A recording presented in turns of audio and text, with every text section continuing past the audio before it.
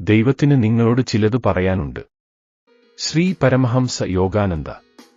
സമാധി എന്ന ദിവ്യാനുഭവത്തിന്റെ ആനന്ദവും ക്രിയായോഗം എന്ന രഹസ്യക്രിയയും ലോകത്തിലെ സാധാരണക്കാർക്ക് പോലും മനസ്സിലാകുന്ന ഭാഷയിൽ പഠിപ്പിച്ച മഹായോഗി.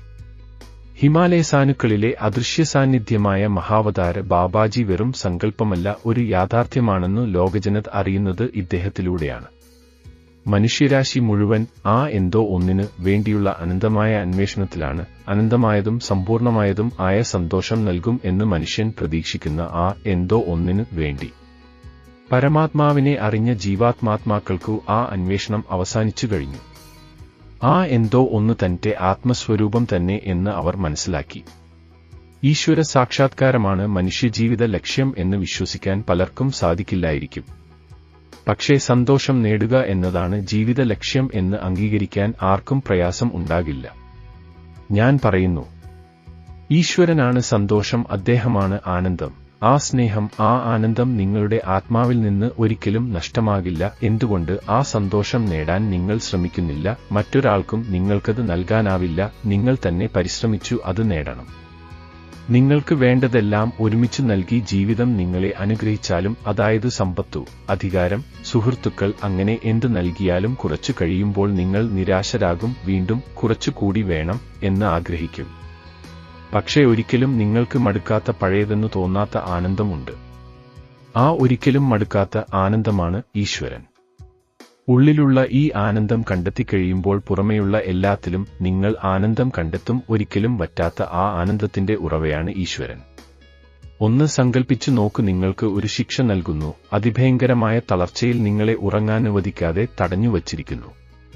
പെട്ടെന്ന് ഒരാൾ വന്നു പറയുന്നു, ആ ശരി, ഇനി ഉറങ്ങിക്കോളൂ എന്ന്. ഒന്ന് ചിന്തിച്ചു നോക്കൂ, ആ ഉറക്കത്തിന് തൊട്ടു മുൻപ് നിങ്ങൾ അനുഭവിക്കുമായിരുന്ന ആശ്വാസവും ആനന്ദവും. അതിന്റെ ഒരു 10 ലക്ഷം ഇരട്ടി. ഇല്ല, അതും മതിയാകില്ല. അതിലും എത്രയോ കൂടുതൽ ആണ് ഈശ്വര സാക്ഷാത്കാരം എന്ന അവസ്ഥ.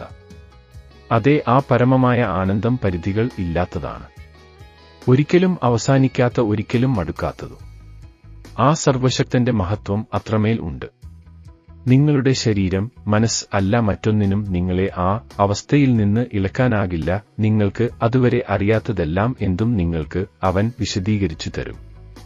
അഗാധമായ ധ്യാനത്തിന്റെ നിശബ്ദതയിൽ ഇരിക്കുമ്പോൾ ആനന്ദം നിങ്ങളുടെ ഉള്ളിൽ നിന്നും കുമിളകൾ പോലെ ഉയർന്നുവരും, വെളിയിൽ നിന്ന് മറ്റൊരു പ്രചോദനവും ഇല്ലാതെ തന്നെ. അഗാധ ധ്യാനത്തിന്റെ നിശബ്ദതയിലേക്ക് പോയിട്ടില്ലാത്ത ഒരാൾക്ക് യഥാർത്ഥ ആനന്ദം എന്തെന്ന് അറിയാൻ ഒരു വഴിയുമില്ല. നിങ്ങളുടെ മനസ്സും അനുഭവങ്ങളും ഉള്ളിലേക്ക് നയിക്കപ്പെടുമ്പോൾ നിങ്ങൾ ആ വറ്റാത്ത ആനന്ദത്തിന്റെ ഉറവ അനുഭവിക്കാൻ തുടങ്ങും. ഇന്ദ്രിയങ്ങളുടെ സന്തോഷങ്ങൾ നിലനിൽക്കുന്നതല്ല, പക്ഷേ ഈശ്വരാനന്ദം ഒരിക്കലും അവസാനിക്കാത്തതാണ്. ഒരിക്കലും ആലസ്യത്തിൽ അനാവശ്യ കർമ്മങ്ങൾ ചെയ്തു ഈശ്വരൻ നമുക്ക് നൽകിയ സമയം പാഴാക്കരുത്. ആളുകൾ പറയും അവർ തിരക്കിലായിരുന്നു എന്ന്. എന്നാൽ എന്താണ് അവരുടെ തിരക്ക് എന്ന് ചോദിച്ചു നോക്കിയാൽ അറിയാൻ കഴിയും, അവർ അത്ര തിരക്കിലൊന്നും ആയിരുന്നില്ല എന്ന്. ഏതു നിമിഷം വേണമെങ്കിലും നമ്മൾക്ക് ഈ ലോകം വിട്ടുപോകേണ്ടി വന്നേക്കാം. ആ നിമിഷം തന്നെ നിങ്ങൾക്ക് നിങ്ങളുടെ എല്ലാ ഉത്തരവാദിത്വങ്ങളും അവസാനിപ്പിക്കേണ്ടി വരും.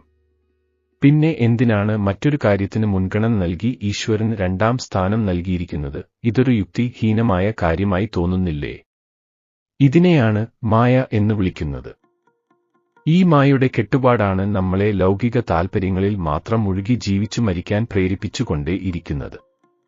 നമ്മൾ നമ്മുടെ ആത്മതത്വവുമായി സ്വരച്ചേർച്ചയിൽ ആയിക്കഴിയുമ്പോൾ നമ്മുടെ ഉൾക്കാഴ്ച, അവബോധം ഇവയെല്ലാം പരിമിതമായി തീരുന്നു. നമ്മുടെ അവബോധം പ്രപഞ്ചം മുഴുവൻ നിറഞ്ഞു കവിയുന്ന ആ ദിവ്യ സാന്നിധ്യത്തിലെങ്ങും വ്യാപിക്കുന്നു.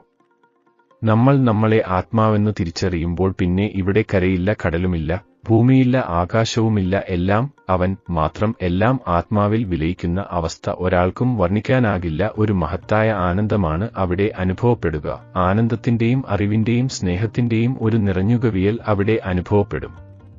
ദൈവത്തിന്റെ അല്ലെങ്കിൽ ആത്മാവിന്റെ സ്നേഹം മറ്റൊന്നിനും പകരം വെക്കാൻ പറ്റാത്തതാണ്. ഒരിക്കൽ നിങ്ങളത് അനുഭവിച്ചു കഴിഞ്ഞാലത് നിങ്ങളെ അനന്തമണ്ഡലങ്ങളിലേക്ക് നയിച്ചുകൊള്ളും.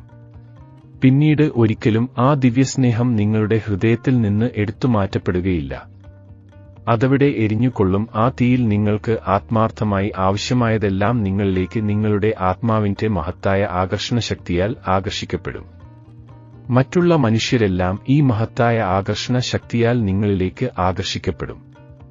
ഞാൻ സത്യസന്ധമായി നിങ്ങളോട് പറയുന്നു, എന്റെ എല്ലാ ചോദ്യങ്ങൾക്കും ഉത്തരം ലഭിച്ചു മനുഷ്യനിലൂടെ അല്ല, ഈശ്വരനിലൂടെ. അവൻ തന്നെയാണ്, ആ ആത്മസ്വരൂപമാണ് എന്നിലൂടെ നിങ്ങളോട് സംസാരിക്കുന്നത്. അവന്റെ സ്നേഹത്താൽ ആണ് ഞാൻ സംസാരിക്കുന്നത്. തികച്ചും രോമാഞ്ചദായകം ആയ അനുഭവം. മന്ദമാരുതനെ പോലെ അവന്റെ സ്നേഹം നമ്മുടെ ആത്മാവിനെ തഴുകുമ്പോൾ, പകലെന്നോ രാത്രിയെന്നോ ഇല്ലാതെ, ആഴ്ചകളെന്നോ വർഷങ്ങളെന്നോ ഇല്ലാതെ അത് വർദ്ധിച്ചുകൊണ്ടേയിരിക്കുന്നു. എവിടെയാണ് അതിന്റെ അവസാനം എന്ന് നിങ്ങൾക്കറിയില്ല. അതുതന്നെയായിരുന്നു നിങ്ങൾ തേടിക്കൊണ്ടിരുന്നത്. നിങ്ങളിലോരോരുത്തരും. നിങ്ങൾ കരുതുന്നു നിങ്ങൾക്കാവശ്യം ഭൗതിക സ്നേഹവും ഉയർച്ചയും ആണെന്ന്, പക്ഷേ നിങ്ങളറിയുന്നില്ല അത്തരം ആഗ്രഹങ്ങൾക്കെല്ലാം പുറകിൽ നിങ്ങളുടെ എല്ലാമായ പിതാവിന്റെ വിളി ആണെന്ന്. അദ്ദേഹം തന്ന സമ്മാനങ്ങൾക്കെല്ലാം അതീതമായി അദ്ദേഹത്തെ നിങ്ങൾ ആഗ്രഹിച്ചാൽ നിങ്ങൾ അദ്ദേഹത്തെ കണ്ടെത്തും. മനുഷ്യൻ ഭൂമിയിൽ വന്നതിനെ ഒരേ ഒരു ലക്ഷ്യം ഈശ്വരാന്വേഷണവും ഈശ്വര സാക്ഷാത്കാരവുമാണ്. മറ്റൊരു ലക്ഷ്യവും അതിനില്ല. ഇതാണ് പരമാത്മാവിന്റെ യഥാർത്ഥ സന്ദേശം. അദ്ദേഹത്തെ അന്വേഷിക്കുന്ന, സ്നേഹിക്കുന്ന എല്ലാവർക്കും വേദനയില്ലാത്ത, മരണമില്ലാത്ത, ആനന്ദപൂർണമായ ഒരു അനശ്വര ജീവിതം ഉണ്ടെന്നു എന്നിലൂടെ അദ്ദേഹം നിങ്ങളോട് പറയുന്നു. ഒരിക്കലും മായാത്ത, പുതുമ നശിക്കാത്ത ഒരു ആനന്ദ അവസ്ഥ ഉണ്ട്. അതുകൊണ്ട് ഞാൻ പറയുന്നു, ഈശ്വരാന്വേഷണം വിലമതിക്കാനാകാത്തതാണ്. ആത്മാർത്ഥമായി അദ്ദേഹത്തെ തേടുന്ന ആരും അദ്ദേഹത്തെ കണ്ടെത്തും. ആരാണോ ആത്മാർത്ഥമായി അദ്ദേഹത്തെ സ്നേഹിക്കാനും അദ്ദേഹത്തിന്റെ സാമ്രാജ്യത്തിൽ പ്രവേശിക്കുവാനും അദ്ദേഹത്തെ അറിയുവാനും ശ്രമിക്കുന്നത്, ഉറപ്പായും അവരതിൽ വിജയിക്കും. നിങ്ങൾക്കാവശ്യം നാൾക്കുനാൾ വർദ്ധിച്ചുവരുന്ന അദ്ദേഹത്തെ അറിയാനുള്ള അടങ്ങാത്ത ദാഹമാണ്. നിങ്ങളുടെ സ്നേഹത്തിനു അദ്ദേഹത്തിന്റെ വിലമതിക്കാനാകാത്ത ശാന്തിയും ആനന്ദവും സ്നേഹവും തന്നു നിങ്ങളെ സ്വീകരിക്കും, ഉറപ്പ്. Thanks for watching. Villains Vineesh.